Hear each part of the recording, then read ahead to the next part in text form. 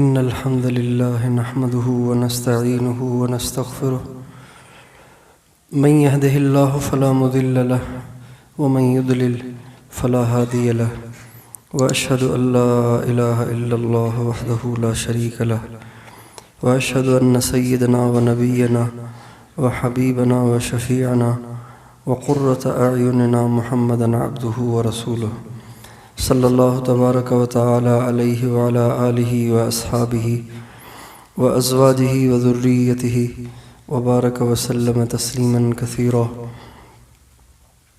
اما بعد فاعوذ باللہ من الشیطان الرجیم بسم اللہ الرحمن الرحیم والذین آمنوا اشد حبا للہ سبحان ربک رب العزة عما یصفون وسلام علی المرسلین والحمد للہ رب العالمین اللہم صلی علی سیدنا محمد وعلی آل سیدنا محمد وبارک وسلم۔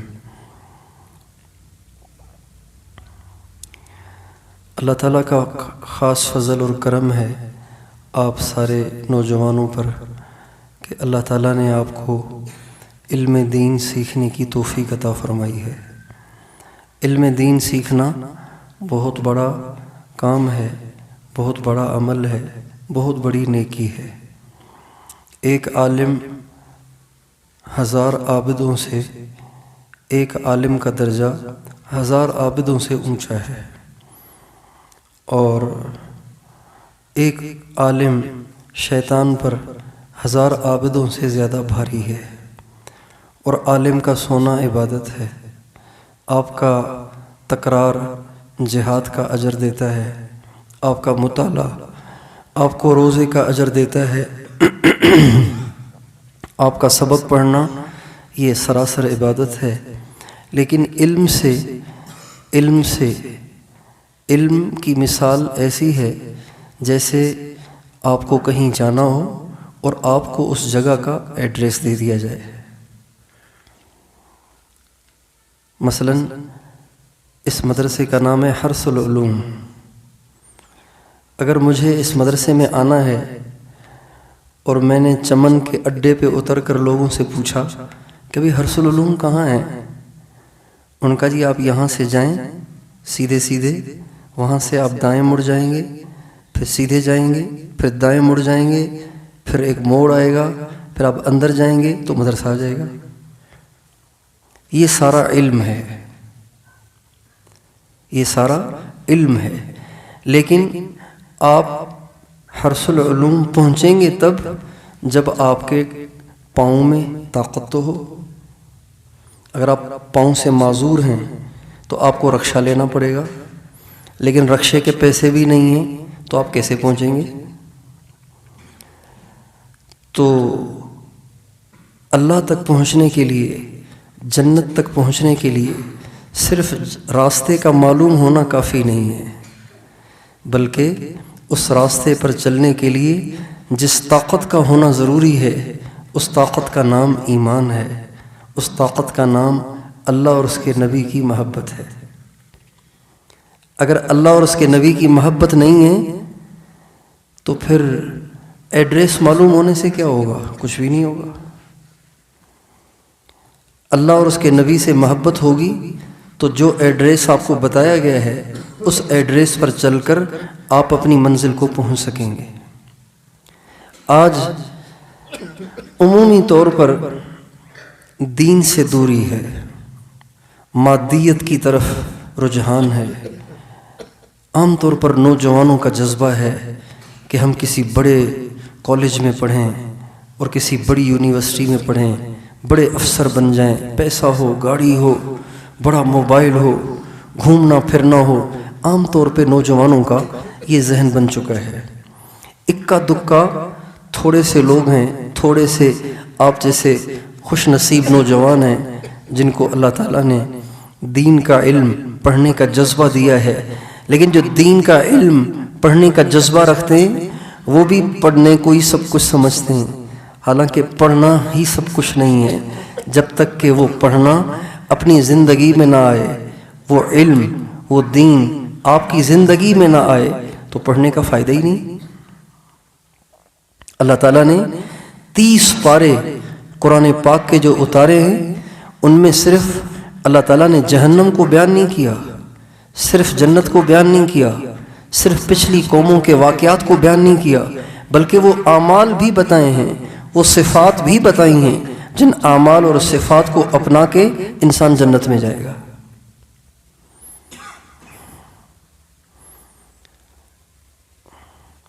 آپ میں کوئی حافظ ہے؟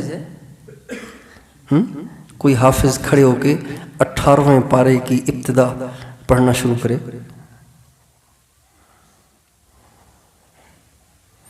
میں حافظ نہیں ہوں، یا تو میں پڑھتا ہوں، آپ میری غلطی نکالیں، ٹھیک ہے؟ اعوذ باللہ من الشیطان الرجیم، بسم اللہ الرحمن الرحیم، قد افلح المؤمنون الذین هم فی صلاتهم خاشعون والذین هم عن اللغو معرضون۔ یہ صفات ہیں ساری جو اللہ بتا رہے ہیں، اور چلتے چلتے چلتے چلتے آخر میں اللہ کہتے ہیں اولئک هم الوارثون الذین یرثون الفردوس ہم فیہا خالدون۔ یہ ان صفات والے 8 صفات ہیں، ان صفات والے جو لوگ ہوں گے یہ جائیں گے جنت الفردوس میں۔ اب ہم جو مدرسے میں پڑھنے والے ہیں، جب ہم نماز میں کھڑے ہوتے ہیں تو ہم فی صلاتہم خاشعون ہوتے ہیں؟ آپ سے پوچھتا ہوں، ہم فی صلاتہم خاشعون کا مصداق بنتے ہیں جب ہم نماز میں کھڑے ہوتے ہیں؟ ہماری نمازوں میں خشوع ہوتا ہے؟ اور والذین هم عن اللغو معرضون ہم ہوتے ہیں؟ کیا ہم لغو سے اعراض کرنے والے ہو گئے؟ تو دین صرف جان لینے کا نام نہیں ہے، بلکہ جان کر اس کو زندگی میں لانا۔ وہ صفات جو اللہ تعالیٰ نے قرآن پاک میں ایمان والوں کی بتائی ہیں، سنیں، انما المؤمنون الذین اذا ذکر اللہ وجلت قلوبهم وَإِذَا تُلِيَتْ عَلَيْهِمْ آيَاتُهُ زَادَتْهُمْ إِيمَانًا وَعَلَىٰ رَبِّهِمْ يَتَوَكَّلُونَ۔ ایمان والے صرف اور صرف وہ ہیں جب ان کے سامنے اللہ کا نام آتا ہے ان کے دل کانپ جاتے ہیں، لرز جاتے ہیں۔ یہ صفت، یہ نشانی ایمان کی ہمارے اندر ہے نہیں ہے؟ اللہ کا نام سن کے ہمارے دل کپ کپا جائیں، ہمارے دل لرز جائیں، کانپ جائیں، یہ صفت کہاں ہے ہمارے اندر؟ اور وَإِذَا تُلِيَتْ عَلَيْهِمْ آيَاتُهُ زَادَتْهُمْ إِيمَانًا، جب ان پہ قرآن پاک کی آیتیں پڑھی جائیں تو ان کا ایمان بڑھ جاتا ہے۔ وَعَلَىٰ رَبِّهِمْ يَتَوَكَّلُونَ، اور وہ کسی پہ بھروسہ نہیں کرتے، صرف ایک اللہ پہ بھروسہ کرتے ہیں، صرف اللہ پر۔ عَلَىٰ رَبِّهِمْ، ظرف کو مقدم کیا گیا حصر پیدا کرنے کے لیے، جار مجرور کو مقدم کیا گیا حصر پیدا کرنے کے لیے کہ صرف اور صرف اللہ پہ بھروسہ کرتے ہیں اور کسی پہ نہیں کرتے۔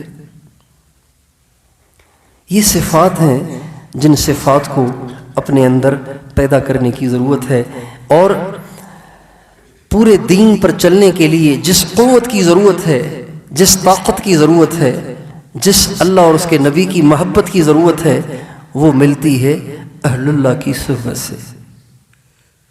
اللہ والوں کی صحبت سے انسان کے دل میں اللہ سے محبت پیدا ہوتی ہے، اللہ کے نبی سے محبت پیدا ہوتی ہے، اللہ اور اس کے نبی کا عشق پیدا ہوتا ہے، اور پھر جب محبت پیدا ہو جائے تو بڑے سے بڑا حکم بھی اس کے لیے پورا کرنا آسان ہو جاتا ہے۔